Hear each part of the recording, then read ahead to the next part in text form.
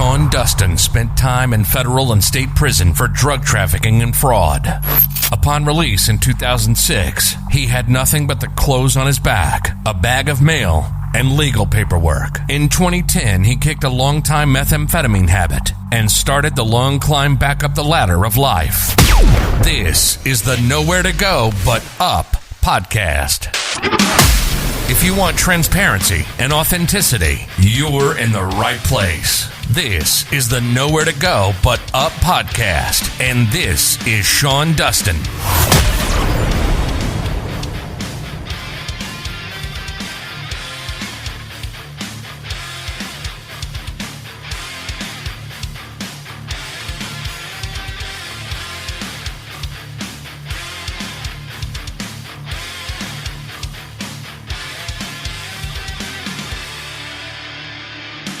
This is the Nowhere to Go But Up podcast, and I'm your host, Sean Dustin.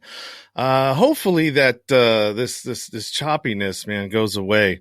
I switched my internet, and I thought that it fixed the situation, and apparently it didn't, because sometimes it still does that shakiness there. So if you enjoy the streaming platform that I'm using, it's called StreamYard. You can hit that affiliate link down in the description, which I have right in front of you, and you'll get $10 off your first paid subscription, which is $25 is the minimum amount. And I'll get a credit too as well, and that helps support the show. If you're on YouTube, do me a favor and hit that subscribe button, thumbs the video up. On Facebook, do me a favor also and like and share this. Podcast platforms, which this will be uploading in the next few days. Subscribe, please. That definitely helps to boost my noticeability or visibility on the platforms themselves. So that it's always a help. Happy Friday. If you guys hope you had a good week, and I hope you have a great weekend. My guest tonight is Robert Grimshaw. And if you read the description, Robert had a tough life growing up. From the time he was 3 till he was 13, he dealt with physical and mental abuse from his stepmother. And oftentimes he referred to that as the worst 10 years of his life. And so we're going to see that, and we're going to talk to Robert here in just a second. And he's going to tell us about his life and what he went through. What's up, Robert? Hey, Sean, how are you? I'm good. Thank you. Thank you for coming on the show. Thank you for, sharing your evening with me. You are whereabouts are you located? Northwest of Columbus, about an hour northwest. Okay. In Ohio. Yeah. Nice. One of my business partners is, she lives in Ohio as well. So it's good. So, your wife actually reached out to me. We're on Clubhouse. It seems like everybody's on Clubhouse these days. That's all the rage for the iPhone people. And it's actually a great place to make an organic connection with folks. If you're content creators, or if you have a coaching service, or, any of these things, Clubhouse is actually the spot right now. So if you can get there, I suggest it. There's good stuff going on there. So, she reached out to me, and she thought it would be, helpful for you, and also a great way for you to help share your story. And that's what we're going to do. So why don't you go ahead and tell me a little bit about yourself, how you grew up, what you went through, and this is just going to be a regular organic conversation. And I'll ask questions and stop you as I have them. Gotcha. Yeah. Man, I don't know where to begin. So I'm 34. I'll be 34 in May, rather. Grew up in Columbus. Mom and dad divorced when I was 3. Obviously, I don't remember a lot of that. There's not a whole lot of memories because they ended up just hating each other. So there was never any pictures or any talk of any of the time before that. But he met my stepmother. Obviously, I don't remember a lot of that. There's not a whole lot of memories. No, go ahead. Sorry about that. No. Yeah, but he met my stepmother when I was about 3, and then my memories started to develop about 4. Whenever she really started, I guess, resenting me. I don't know her. She brought a daughter that was a year older into the relationship with my dad, and he ended up adopting her. So I don't know if she had some resentment against me because I wasn't her child, or because I think she hated my mom more than anything. And she was abused. That cycle that we talked about, I think it started with her. I guess her brothers abused her and raped her and things like that. And just said from 3 to about 13, just physical, mental. I think the mental abuse was worse than the physical. She was really good about physically abusing, hitting, pulling hair, spitting in my face, things like that, things that wouldn't leave a mark where she couldn't get in any trouble. And then, when you're 3 and 4 years old and that starts, it becomes the normal, so people, as I got older, say, well, you didn't ever tell your dad, you never told anybody. Well, I didn't know it's wrong to tell anybody. Someone holds you down and, beats the hell out of you. And like I said, spits in your mouth or spits in your face or, things like that. I hate it. It was normal, but, I don't know. So it started when I was 4. Go ahead. Yeah. So is this like a daily thing? You would come, obviously before you went to school, but when you went to school, was that like your only relief? That was it. I remember the last year I spent there. Like if there was a snow day or if there was, a holiday, I hated it. I hated being home. I was the only kid who showed up every day for school. I couldn't wait. It was to the point where I'd get up at 4:30 in the morning and I would clean the house. It's like the Cinderella classic. And it doesn't sound bad to me now, and maybe not to some people, but the mental strain it has on you as an adult, I think, is far worse than it is as a kid. But, you get up at 4 in the morning and clean the house, and then I would just sit Indian style in the middle of my floor. And again, it doesn't sound bad, but when you just sit for hours and then you go to school and then you come back, summer times were terrible too, but you come home, do your homework, and you sit. She would feed me the bare minimum. I hate to say it, but I ended up doing a little bit of time later on in life, and because of all that, it made it so much easier to get through the time. I hate to say that, but yeah, I got to where summer times, man, I tell people that I was locked in that bedroom 24 hours a day.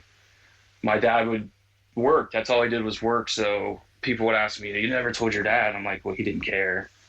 It's not that he didn't know, he didn't care to know, he didn't want to know. But, I started later on, I don't know, 8, 9, 10 years old, I would start to talk to myself and have full conversations with myself because I didn't have any, as you can imagine at school, I was awkward. I was an awkward kid. Yeah. But, I started to think I had an imaginary friend. I mean, she beat the hell out of me for that, made a big deal about it, humiliated me that I had an imaginary friend at 8 years old. Well, I didn't know. I was just talking to myself. I think that's like a human reaction, to talk to yourself if you haven't talked to anybody in however many days or weeks. But and you were an only child? I wasn't. No. Yeah. So she brought my older sister into the relationship. My dad adopted her, and then they had a daughter between the two of them. And obviously they weren't treated that way. And I'm kind of downplaying everything. Some of the things, I don't know. When I tell people, it doesn't sound that bad to me, but I've had in-depth conversations with, friends of mine and people that are close to me, and they're like, it may not sound bad to you. It's terrible. Would you ever do that to your kids? And I'm like, well, absolutely not. I'd kill somebody if they did that to my kids. But, again, it's just the mental part of it as an adult, I think, is far worse than it was as a kid. And I think that led to choices I made later on to try to mask, just thoughts of that. I'm big diagnosed with PTSD and anxiety and all that crap because of it. So yeah, I don't know. Yeah, I imagine that you probably did suffer from a certain amount of anxiety from that. I know what that anxiety is like. It's, when you try to explain it to somebody, sometimes they don't understand, but it's the anxiety and the PTSD. So the PTSD is the anxiety that you get when a certain situation creeps up that is similar to something that you've experienced before, or like, you know, what the outcome's going to be or what's coming. And that's that anxiety, which is kind of the PTSD of it, right? Yeah. And even, sorry, go ahead. No, go for it. Even, you know, she would, my dad would go to bed fairly early because he would get up so early, 7, 8 o'clock at night. And she would put me to bed when he went to bed. And then as soon as he would pass out, she'd get me out of bed. She'd get me out of bed and make me just stand for hours on end. And I remember, if my memory serves me right, that Jay Leno would come on at 11 p.m. and then it would come back on, I think at like 1 or 2 a.m. It would rerun. And I would stand there, I don't know, from 8 o'clock, 9 o'clock until 1 or 2 in the morning. Then she'd put me in bed for a few hours, get me back up. So I would often fall asleep in my room. And again, I had to sit in the same spot in the middle of the room to the point where I could feel where my legs and my butt, the imprint, were for so many years. Well, I would sneak to the corner next to, I had a bed and a dresser in my room. That was it. I wasn't allowed to have things hanging on the wall or anything. But I would fall asleep and I could hear the carpet move. And I would sleep so lightly that I knew to assume the position, I guess, jump back in that spot and sit there.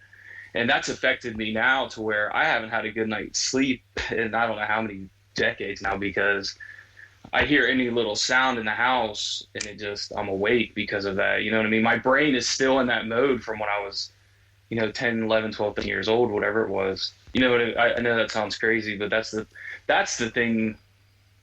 Again, I keep stressing it, like, as an adult, it's so much worse. So if someone's, obviously abusing children is terrible, but the person they're going to become, that's the monster. You know what I mean? I don't know.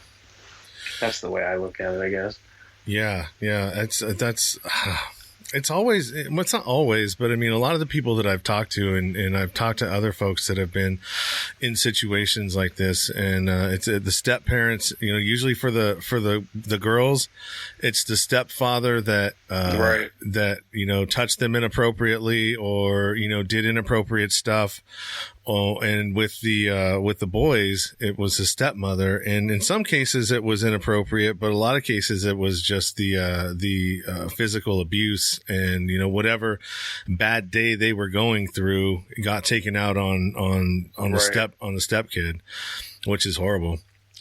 I think it was her bad life. It got completely. It was every single day. That's another thing I can't stress. Even if it was just the things she would say. I grew up thinking my dad wasn't my dad, to the point where, again, as an adult, I've questioned, 4 of my 5 kids, the oldest one isn't mine. I adopted him, but every aspect of my life has come back to things that she said and done. And she was so good at manipulating people. I tell people, she told you your name was Sean, you better check your driver's license, because she can convince you anything. Like, if she told you the sky was purple, you probably would believe her. And I don't know exactly what she went through growing up. And I haven't talked to my dad in 21 years. Children's Services, I finally spoke out.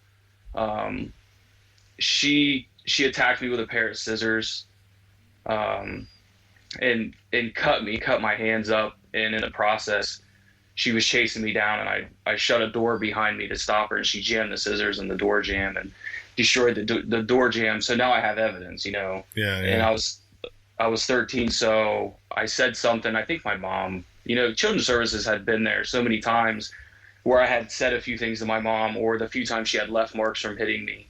And I would always say, no, nothing's going on, because I knew when they left, things were just going to get worse. But this one time, I finally just broke down and told the lady, I was like, look around you. You can just look around you and see something's not right here. And it was in March of what would have been 2002, I think. 2001, 2002. Yeah, 2002. No, it was 21 years ago. In this month, and I haven't seen my dad a day since. I've reached out to him, and I still have this weird hold. A lot of things. I closed a lot of chapters, and I've got a lot of things situated as far as some stuff in the past. But for whatever reason, I just can't. I can't let go of just seeing my dad, talking to my dad, and everyone's like, he has to accept responsibility for what he allowed to happen if he has anything to do with you. and he doesn't want to accept responsibility. Just acknowledging you is accepting responsibility, I think, you know. So, but the worst thing too here, and you know, I talked to his family. It was, you know, my stepmom would always tell me that if I ever moved in with my mother, my dad, even if he was on his deathbed, would never want anything to do with me. And I would tell my mom that, and she'd go, "Your dad loves you. He would never do that to you." Because she would always say, "You know, why don't you just move in with me?" And I always said, "Well, I don't want to lose my dad." I never wanted to disappoint my father, and I always felt like if I told him what was going on, I would disappoint him. And it got to the point where I just didn't care anymore. Like I said, I finally told that lady, but about 2 years after I was living with my mom, a year or 2 years, she looked at me, she said, he wasn't lying, you know, and now it's 21 years later. But anyhow, it took me about 8 or 9 years to reach out to his side of my family, because she had me so convinced, even in my 20s, that, you know, if he didn't want anything to do with me, they don't want anything to do with me. Yeah. But they were ecstatic to hear from me. I finally got in touch with them. And I hate that even now, all these years later, it still gets brought up. And, you know, and the one thing I always say here is we always knew something was going on. Mm-hmm. To hear an adult tell you that, and my entire childhood was ruined. You know, I barely stepped foot outside unless I was hitting the bus or going out on recess. Like, she took so much from me. And to hear another adult say, we always knew something was going on. Well, why didn't you say something? You know, why didn't you do something? You know, yeah. I wouldn't be where I'm at now if not all of that didn't happen. So I feel like part of me feels like you know, the old cliche, everything happens for a reason or whatever. This is a simulation. Everything's there. Like, I kind of believe all that, but I hate to hear that. The thing I hate more than anything is to hear we always knew something was going on. So I don't know. A question that I have is, when you were younger, did you know, some kids that were, or that, you know, grew up being abused, they had those signs, like they would wet the bed, or, you know, they would do things like that, that were sort of like telltale signs that something's going on, right? Was there any of that, or was it just? I was so scared to wet the bed at my dad's. I don't think I ever did, but I know at my mom's I did. I think when they refer to that, like signs, I was just always locked in that room. Mm-hmm. You know, I was never around it. It literally, I mean, they locked me in the room. I was locked in a bedroom. I tell people for 10 years of my life, I spent in a cell, basically, you know. But yeah, not that I recall. I was a hyper kid. When I see my sons, you know, and they had drugged me so bad. Again, she was manipulative, so she could, you know, she convinced these doctors that I was just a terror. And I think back, like, I probably was hyper. I mean, I was suppressed in this room all day long. Yeah, right. I got a little energy. I mean, I'm pent up. And then I see my sons now, and I get glimpses of what I could have been like, and I would never put them on. They're just kids. They're being kids. And, I mean, I was on adult doses of, you know, I was like one of the first generations of like Ritalin kids, you know. Yeah. And boy, they took advantage of it. They would isolate me in the classrooms, you know, when they have like their sit down times. They would put me in a chair while everyone was sitting on the floor, because I would nod out, you know, like a junkie or something. And I have hormone issues because of that, even to this day. Like, little things like that have just trickled all the way down, I guess. Yeah. So. Yeah. But yeah, back to your original question. I don't think there were any signs like that. Not that I recall, but. Yeah, that's man, the Ritalin, all of that stuff. I never got put on that, but I was a disruptive kid, and you know what kid isn't hyper? Like, my daughter, right. She runs around, and you know, that's just part of what they do. You know, they like to push the lines. They like to test to see how far they can get. You know, they want to. Just a lot of times they're just playing around and they think it's funny, and they don't know any better. Right. And, you know, it's just part of being a kid. I know that doping them up on stuff isn't the answer. Take them to the park. You know, take your kids to the park and let them run around. Let them run it off. Right. You know, on rare occasions, I was like allowed out of the room to watch TV or whatever. You know, I couldn't sit on the couch because I moved too much. Again, I mean, I can spread out a little bit. I have some freedom, you know. I'm a kid, so if I move, shift my leg or whatever, my sisters would complain, and it's like, back in your room. So I don't know, man. All right. Well, let's shift a little bit, move a little bit ahead there. Sorry that happened to you, man. That sucks. And, you know, trying to heal from those kind of traumas can oftentimes be very difficult and cause, you know, dysfunctional behavior as an adult. And, you know, obviously you said that you've experienced some of that. You had a situation where you fell in love and got married to your high school, sweetheart? Or something, No, or you know, new in high school. Yeah. I had moved in with my mom. The short version, when I was 13. At 15, she went to a psychiatric ward. So I was left with my stepfather, who was a drunk. In hindsight, he really was a great man. I picked up a lot of his mannerisms. I'd love to get in touch with him again one day. But he was a drunk who just didn't know how to raise kids. He never had kids on his own, so I was out on the street. When I was 15, I lived with a friend of mine, and I actually I got my diploma at 15. So back up, what did that look like? So you say you were out that you were out on the street. I mean, did he say get out? Yeah, pretty much. I mean, your mom's gone, and I'm not going to deal with you. And I'll admit, when I went to my mom's, I went from having zero freedom to having all the freedom. So I'm out running around, and I was never like the drug and drinking kid, so they didn't really ever have to worry about that. I was the one telling everybody, like, we shouldn't be drinking right now, and all my teenage friends were like, shut the hell up if you're not, you know what I mean, get out of here. But I never liked stimulants, which is funny how it plays later on in my life. But you got to go, pack your shit, you got to get out. I'm selling the house and I'm moving to Florida. You know, your mom's gone, we're divorcing. He couldn't handle. My mom's a bipolar schizophrenic to the extreme. And he couldn't handle that. That's originally how my father got custody of me. It's hard for a father in Franklin County, Ohio, to get custody over mom unless something's really wrong. Yeah. But at 15, I went and moved in with a friend of mine. I got my high school diploma, and then I started a full-time job. And then when I was 17, I started changing oil at a place. Met a guy and needed a place to stay. Moved in with him and met his sister. And I was 17 at the time, and she was 21, and that was my first love. I mean, I never really experienced. I barely kissed a girl at that point. So, she was dating someone at the time, and he started abusing drugs, and she was trying to get away from him. I guess I was kind of like her fling. I was younger than her, and you know, I was a virgin. She took my virginity, so but I didn't want to lose her. I didn't know how to have a relationship at that point. And I tried to get her pregnant.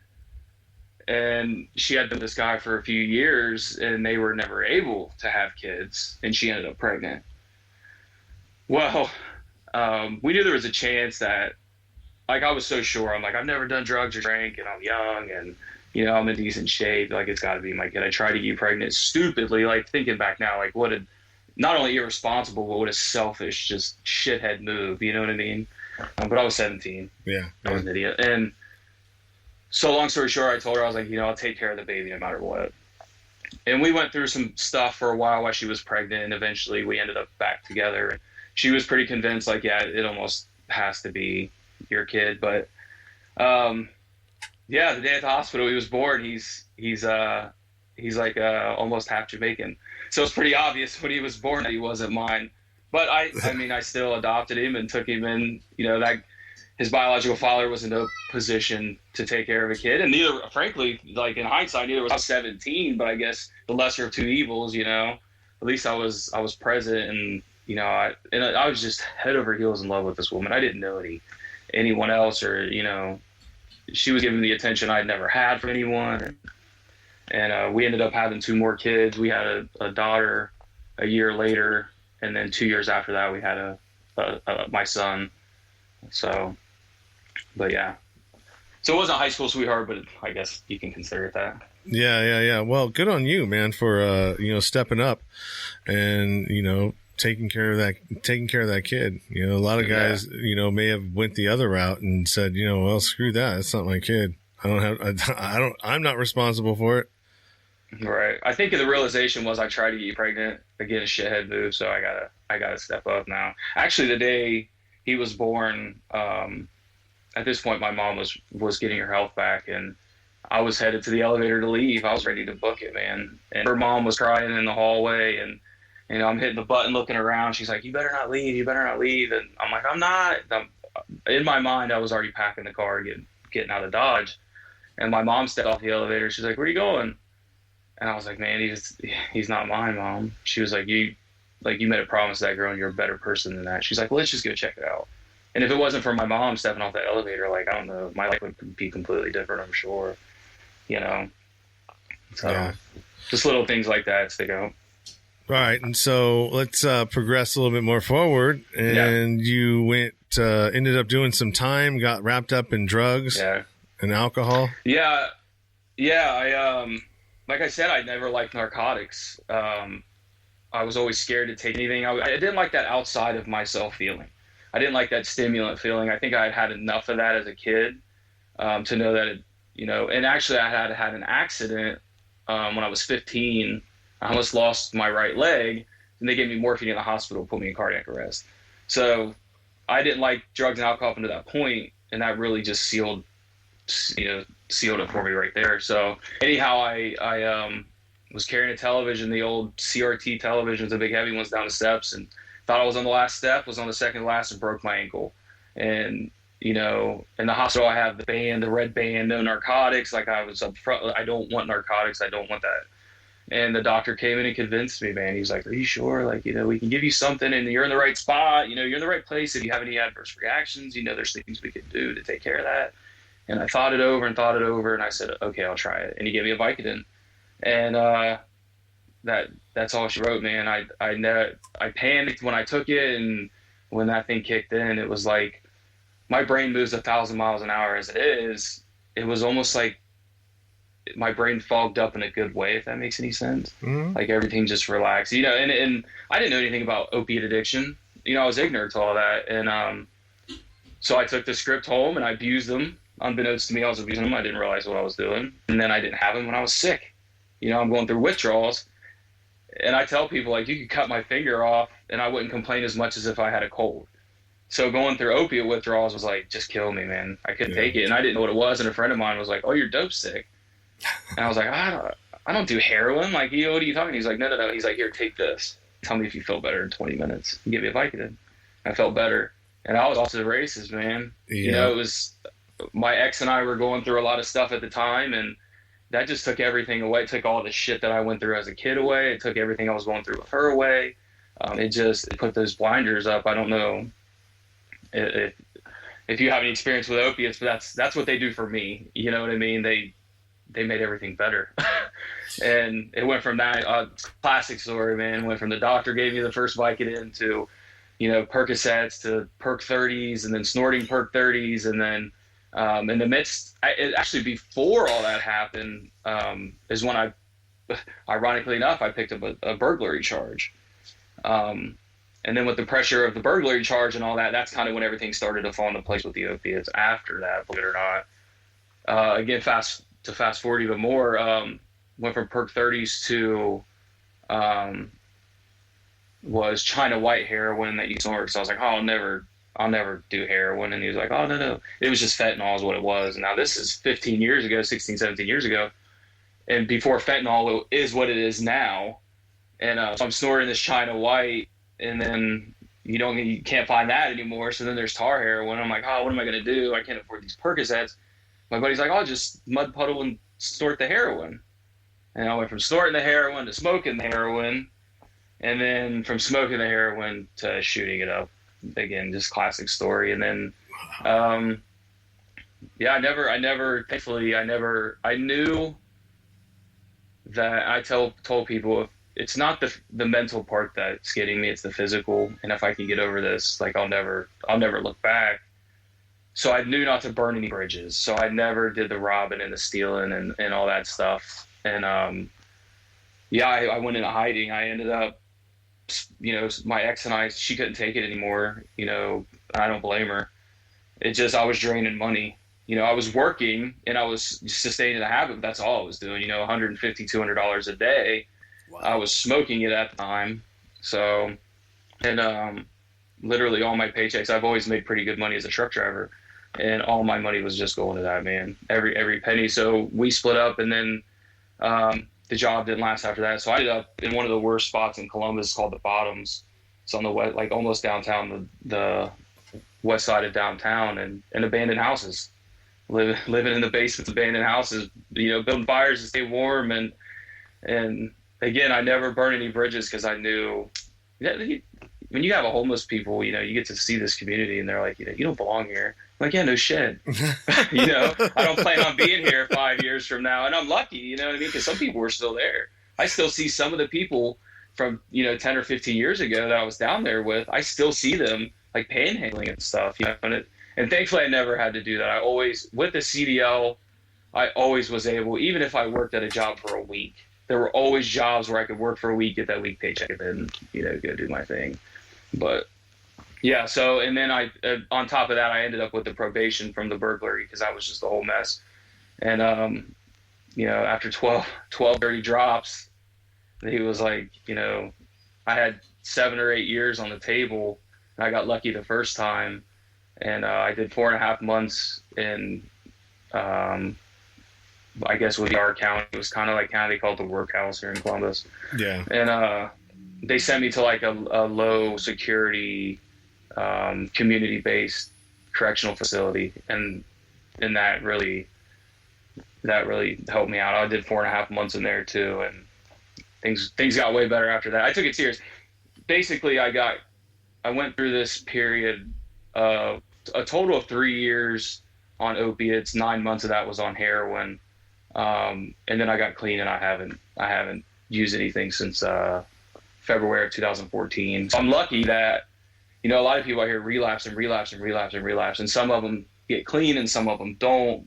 And I'm lucky enough that it really was just the physical withdrawals. Once I was over those, I was like, that was enough for me. I don't ever want to go through that ever again. So I was sick for 39 days in jail, man. It was hell.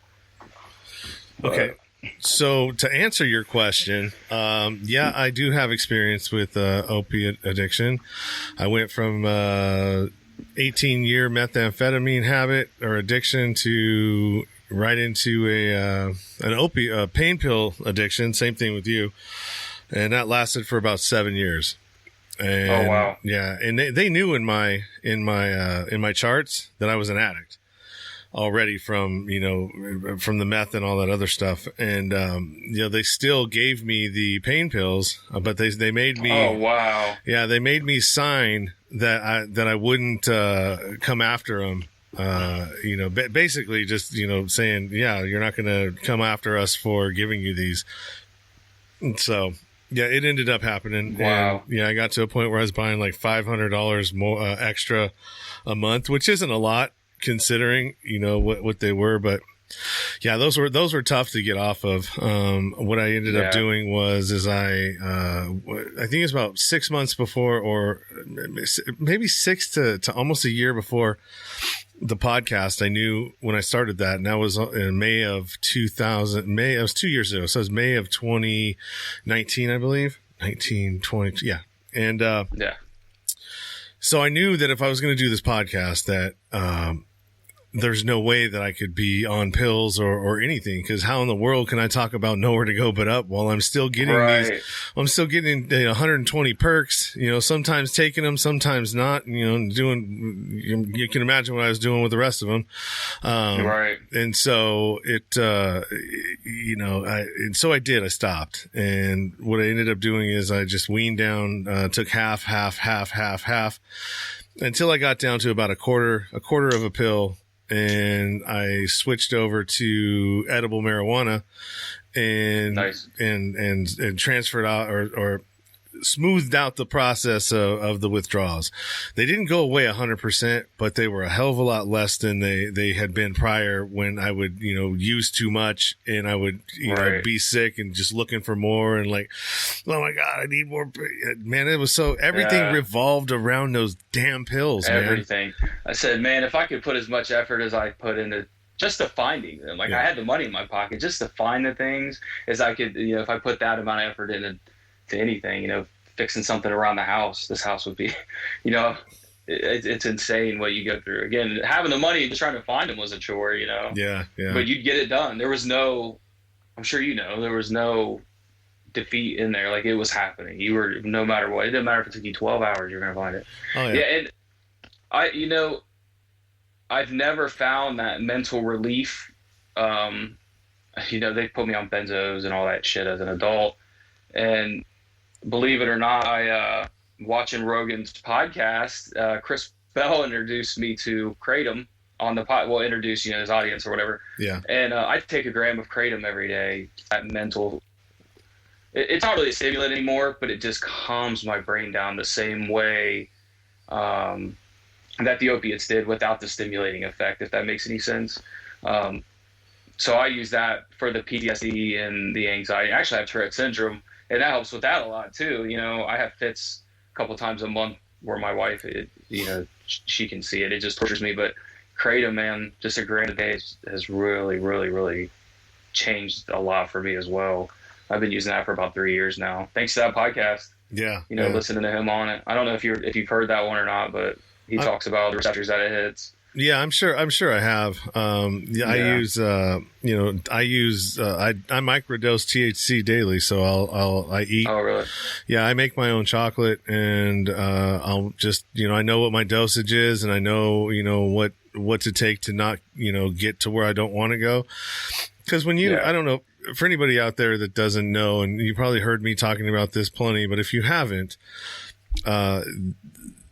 there's nothing fun about taking too much edible marijuana, because the high that you go to is not a fun place. It's usually full it's usually full of anxiety and like, oh my God.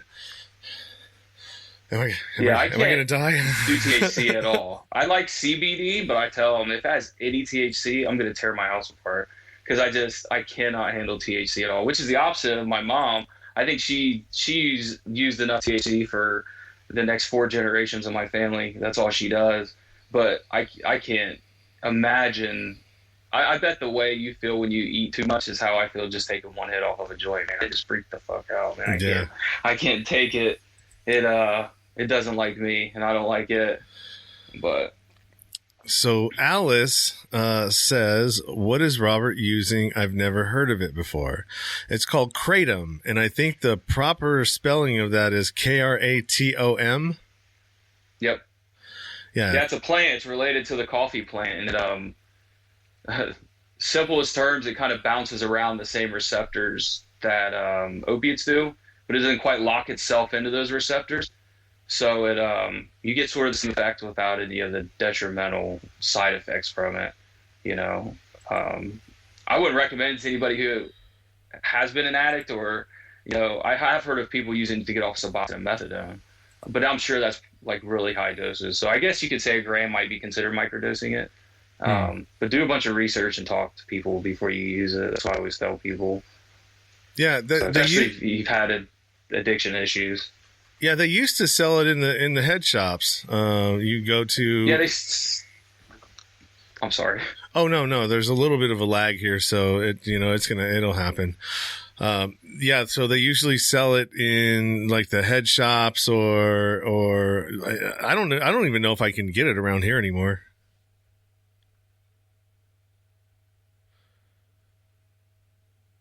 Are you there? Oh, I have no idea what happened. You just disappeared. Yeah, Can you hear me? Yeah, I got you. Sorry about that, man. It's like I said, this internet is driving me nuts. I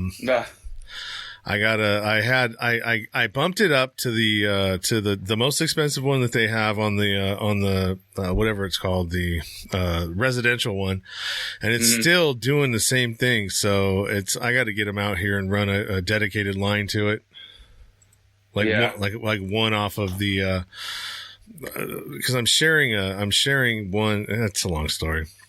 Yeah. Either way, it's annoying. Yeah, I would. Back to the Kratom really fast. There's actually Kratom stores in Columbus that specifically sell Kratom. It's really inexpensive. If you go to some of the head shops, they're like $30-$40 for an ounce. If you go to a Kratom store, or even online, there's a couple companies online that are really good. They're $7 an ounce. Wow. And that lasts, doing a gram a day. 16 days it lasts. But anyway, yeah. Well, it's definitely a lot better than taking pills. So. Oh man, yeah, and I hate to even tell people I do it because like, oh, well, you replace one addiction with another, and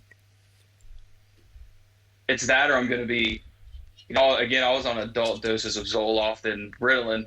I'm not taking pharmaceuticals because I'm taking this, so. Yeah, but at the end of the day,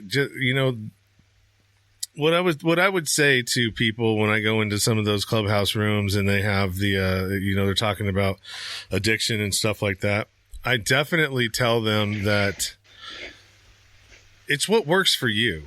Yeah. Right. At the end of the day, you're the one that has to deal with your life and your situation and your issues. So because there's always those things in our life, and for me it was meth, that you just can't mess with, right? Yeah. No matter how many times you do it, how many times you try to do it differently, or at least that I tried to do it differently, it always had the same outcome. Maybe not as quickly, as before, or, but the same thing would always happen. I'd lose everything. Yeah. Yeah. Bottom line. Yeah. And so, I can't mess with that. And I know that. But, through my, going through life and doing different drugs, and, I've done a lot of them. The only one I haven't done is heroin and, maybe I might have done mescaline once, but I mean, heroin was it. And I never slammed, any kind of drug because, I was a better drug addict than that. Those guys over there that are doing that. Those guys over there, they're the ones that have the problem. I tell people, like, if I could use heroin or opiates every day of my life with no detrimental consequences, I would, because they make you feel good. They make you feel amazing. And I mean, why do you kiss your significant other? Like, why do we have sex? It's because you want to feel good. Yeah. But you can't, unfortunately. And I have an unpopular opinion, like, I'm only speaking for myself. I'm not speaking for other people, but I don't consider myself an addict. Once you're an addict, you're always an addict. And I've kept that mindset out of my head because I don't want to use it as a crutch. And I don't feel like I'm an addict. For 9 months of my life, I was using heroin. For like maybe 3 months of that is when I was shooting it up. But that was such a small part of these 33 years I've had on earth. And due to some people, does that define who I am? Yeah, of course it does. And it always will. And there's not shit that I can do. I could run a multi-million-dollar company and they're still going to see me as a junkie. I don't care. I don't have time for those people. I don't care.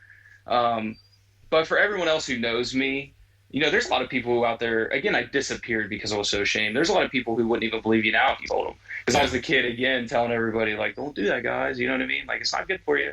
I was also the guy telling everybody not to have kids. And then, I had kids at 17 years old. But for me, I don't consider myself an addict. And I have, I can drink and not have an issue with it. I just, again, it's such an unpopular opinion. I'm trying to watch what I say, but in my particular case, I can't speak for everybody. It's not who I am. I'm not always going to be an addict. I once had an addiction. I had a problem with addiction, but I'm not going to be an addict the rest of my life, and I'm not going to be defined as that, so. No, I don't know if that's. No, I agree with that. We're not the same people we were 6 months ago. And exactly. And if you are, then, maybe you might want to take a look at that because you may not be doing this life thing right. Yeah. If you're still stuck in exactly. not progressing or not learning, from your mistakes and failing forward. I mean, if you're failing backwards all the time, take a look at that. Why? Right. Why is that happening? Because most of us, that are on a path of trying to do better and trying to, progress and, not be the same kind of person that we were at one point in our life that made things hard on us or bad or, whatever your situation was, trying to be a better person tomorrow than you were today is the right way to go about it. Right. And so, yeah, that's, completely agree with you. Like you said, even just 6 months ago, man. Yeah, so let's move forward again, and you have another aspect of your life too. So you've gone through all of that. You're not addicted anymore, and you're not taking the drugs. You're not doing any of that stuff. Your family dynamic now is actually one that most people might be envious of. Yeah, I was still very unorganized, I guess is the easiest way to say it, when I got out of prison. So it took a few years of me bouncing around and being that person that I was never able to be when I was younger before I met my ex, and went out and had fun and met people, and then I met my wife. And when we got together and things started to get serious, I told her, like, look, my ex and I still have a relationship. We'll never be together again. There's a reason we're not together now. It's for the best. But in order for, us to be together, like, you have to accept not only my kids, that's a given, but you have to accept that she's going to be in my life. And, my wife and I now, we actually met on a dating website, and we have 2 kids of our own, and we're all just one extended family. We all do things together. We go to their house in Columbus for Christmas, and there's been a few years where my ex and her family have been able to buy more gifts for my current wife and I's kids than we were. Actually tomorrow, my son, my 4-year-old that my wife and I have now, is going to stay with my ex-wife and my kids at her house for a couple of days for his birthday. They take him on his birthday to do stuff. So there's no animosity. And I made that clear from the beginning. There was actually someone I was talking to before my wife, and she was so grossed out by that. She was so appalled, and that's weird, and that's not right, and you guys shouldn't be doing that. I said, well, you got to go, Yeah. That's the way it is. That's the way it should be. I'm not going to put my kids through. My parents couldn't even be in the same room together. Like, if I knew there were parent-teacher conferences, that was torture on me, and I'm sure it was torture on them. So not only am I not going to put my kids through that, I'm not going to put myself and my wife and my ex-wife and whoever she's with, I'm not going to put us all through that. And thank God that my wife was on board 100%, and that my ex-wife, it took a little coming around for her, because I kind of was, like I said, I was living out the life that I never had before, so she never knew when I was going to settle down with someone. Mm-hmm. But when she realized that my wife and I, we got married and had kids, yeah, things are great, man. I can't, we were talking before the show about the self-sabotage. I'm like, when things have been so good for so long, either it's going to fall apart or I'm going to mess it up, man. And thankfully, so far it hasn't happened. So, yeah. I've done a few episodes on self-sabotage. I think I've done 2 of them so far. One a year ago, and then one just recently.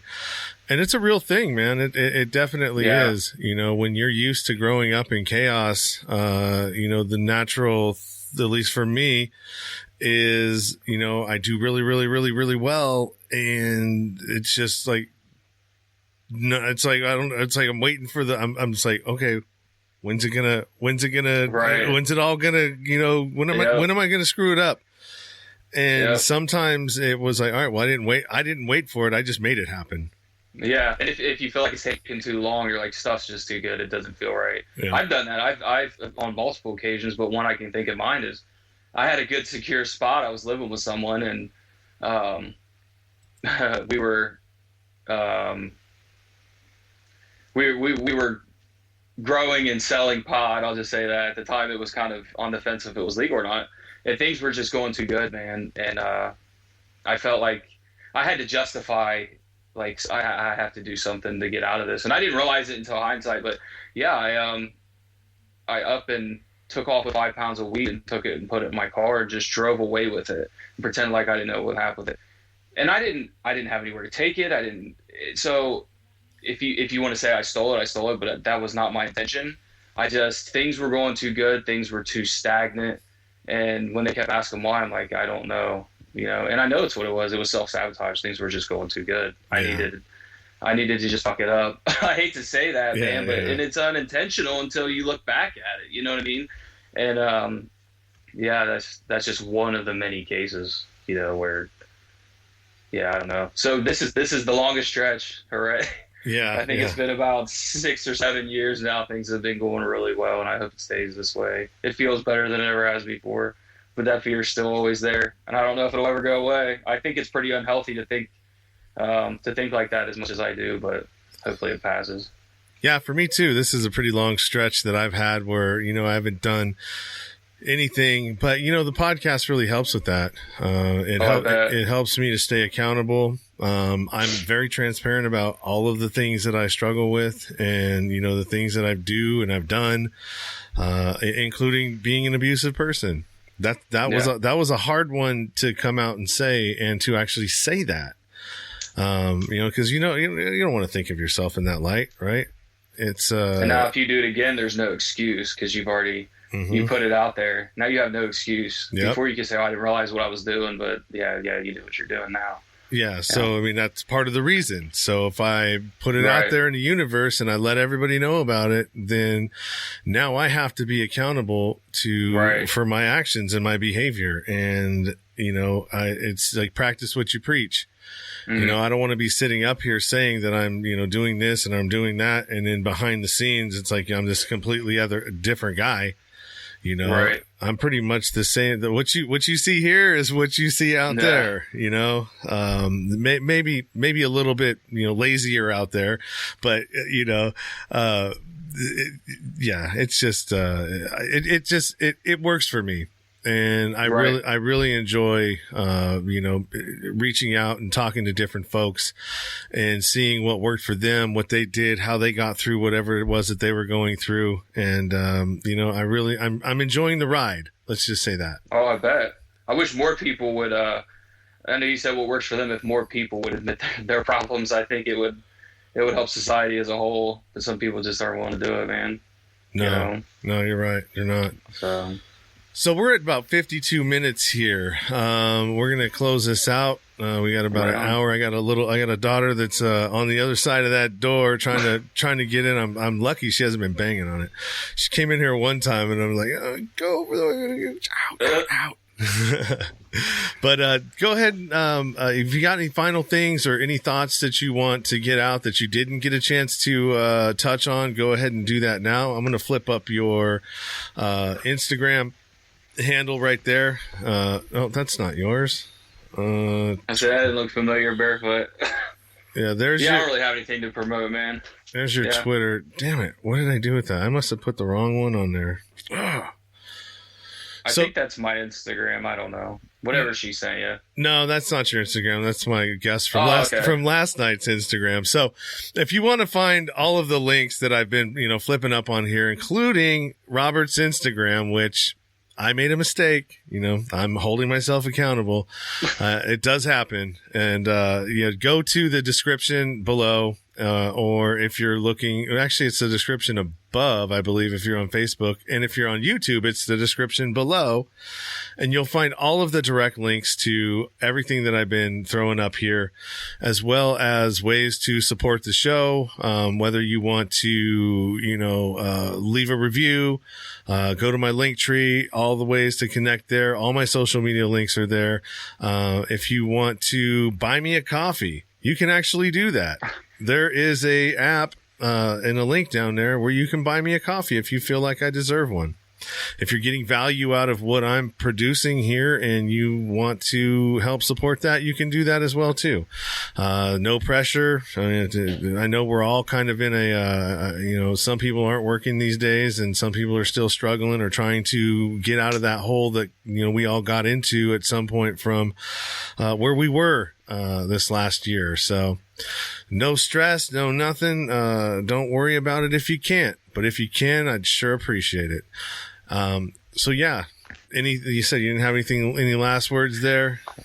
Nah, nothing comes to mind, man. I appreciate you having me on. Thank you so much. It was fun. I really appreciate it. Yeah, it was great to have you. And, like I said, I like connecting with folks, and, maybe now since we've had this conversation and you see what I'm doing, maybe you'll jump on and, become a listener. So No, I am for sure. I'm looking forward to that, definitely. Yeah, there's tons of content, man. I got about 118. This is 121, but of the published ones onto that platform for the podcast, I think I'm at 119. So there's a lot to listen to there or to get through. I got plenty of time to binge it throughout the day being in that truck. So yeah, I was looking forward to getting this out of the way so I can jump into it, man. So yeah, I appreciate it, man. Awesome, man. Well, you take care and hold on for a second when I close this out with the outro, and then I've got some instructions for you of what to expect coming down once this is all published and everything. Okay. All right. And for everybody else out there, what we are doing here, we have this is the last one that we're doing for the week. I got a couple maybe lined up next weekend, or actually next week. Tomorrow I've got a really, really good interview that I've been waiting for. There's a documentary series that I watch, or not a series, but a documentary that I watch called From JFK to 9/11, Everything's a Rich Man's Trick. And you can find that on YouTube if you just type in exactly what I said. And that was by a guy named Francis Richard Connolly. And I'm going to be talking to him tomorrow and interviewing him. So I'm really excited about that. It's not going to be a live. We're doing it on Skype. So it's what he's used to. So I made an exception. Excuse me. I made an exception because I really want to talk to him. So look forward to that coming out, in a couple of weeks from now. I might replay it as a live stream, just like you're seeing here, but you just won't be able to interact with him or ask him questions. I'll be here, but it will just be playing as a replay. So have a good evening. Have a good weekend. Stay true to yourself and keep it 100. You've been listening to the Nowhere to Go But Up podcast. Sean is a single dad, a union blue-collar guy, and he spent time in federal and state prison for drug trafficking and fraud. When he was released from prison in 2006, all he had was the clothes on his back, a bag of mail, and some paperwork. Since then, he's turned his life around and shares the struggles and successes on this podcast. We hope you enjoyed the show, and we hope you were moved. To connect to the show, book a guest spot. For merch, Patreon, PayPal, and social media links, go to linktr.ee/nowhere to go but up. On Instagram at Nowhere to Go But Up Now. On Twitter at But Up Now. On the YouTube channel at Nowhere to Go But Up Podcast. See you next time.